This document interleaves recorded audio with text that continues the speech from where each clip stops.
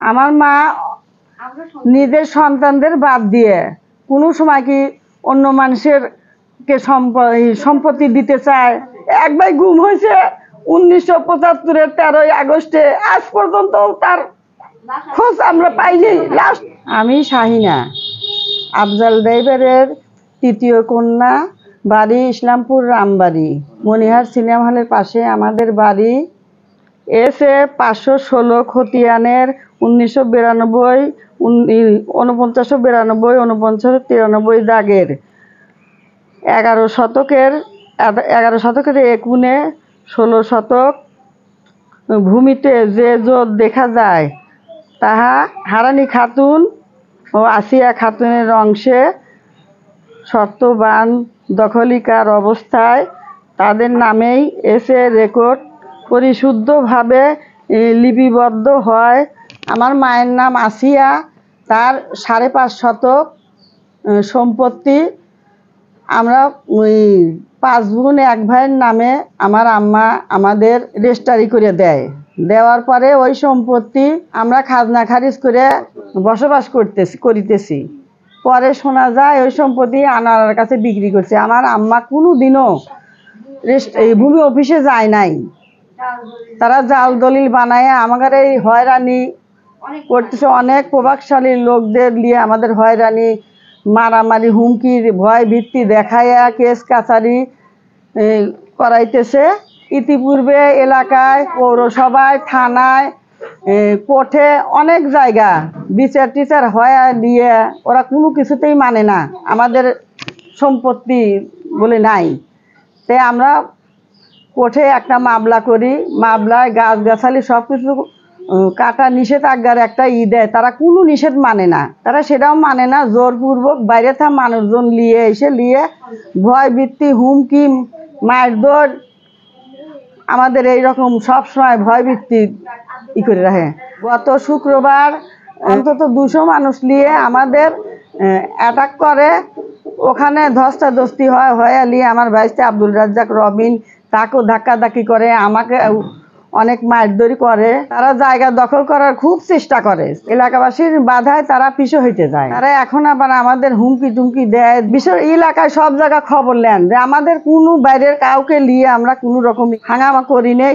নিজেরা আমাদের জায়গায় গাছ কোপাকুপি করে নিয়ে আমাদের গারপর দোষ চাপাইছে। চাপালি আমাদের একজনে মিথ্যে কথাটা ধৈর্য আটক করে ভয় ভিত্তি, মারধর ভয় ভিত্তি দেখা নিয়ে তার শৈলীছে। খবর যখন আমরা শুনি যে আমার ভাগ্নেটাকে আটকাইছে, তখনই আমরা বৌজি ঘরের সাথে করে নিয়ে দৌড় পেরে যাই। আমাদের এইরকম ভাবে হয়রানি ফাঁসাইতেছে, আমাদের বিরুদ্ধে সব সময় এই মিথ্যা কথা বলা, মিথ্যা বানোয়াট, জাল দলিল করে আমাদের এই যে হয়রানিগুলো যে করতেছে। এইখানে আমার মায়ের পৈতৃক সম্পত্তি, আর তারা কোথা থেকে প্রতিবন্ধীর জন্য কিনছে কি না কিনছে ওটা আপনারাই জানিয়ে নিন, ওটা আমাদের জানার কোনো কথা নাই। এটা আমার মায়ের আসিয়ার পৈতৃক সম্পত্তি। আমরা ওয়ারিশ সূত্রে আমার মা 6 ভাই বোনকে লিখে দিয়ে গেছে। আমার মা নিজের সন্তানদের বাদ দিয়ে কোনো সময় কি অন্য মানুষের কে সম্পত্তি দিতে চায়। আমরা সবাই এতিম, 6টা ভাই বোন এতিম, খুব কষ্টে আমরা ছোটবেলার থেকে মানুষ হয়েছি। 1975-এর 13ই আগস্টে আমার ভাই গুম হওয়ার পরের থেকে এইরকম ভাবে শীতল আমাদের হয়রানি করতেছে। এখন তার ছেলের বউ শেরপুর থেকে তার আত্মীয় স্বজন আইনে এইরকম আমাদের মারধর টর্চিং করতেছে। জনগণের কাছে আমার বিচার চাই।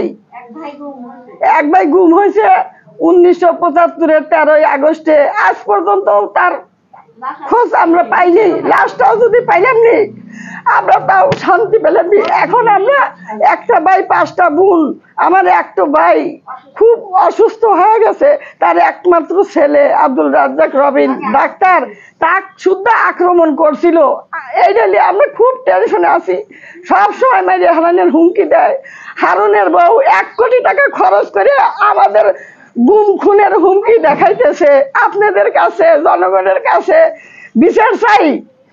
আমরা সবাই গরিব মানুষ, আপনারা আপনারা খোঁজ খবর নিয়ে দেখেন আমরা কি করে খাইতেছি, কি কষ্টে দিন যাপন করতেছি। একদিন কর্ম না করলে আমরা ভাত পাই না। সমিতির থেকে টাকা তুলে তুলে চলতেছি। আপনারা সব জায়গায় খবর নিয়ে দেখেন। আবার কেউ দেখাশোনা করে না, কর্ম না করলে ছেলেপেলেরা কর্ম করবে গেলে ওখানে আঘাত করে, গোপনে গোপনে মেরে ফেলানোর চেষ্টা করে। আপনাদের কাছে বিচার চাই, অনুরোধ।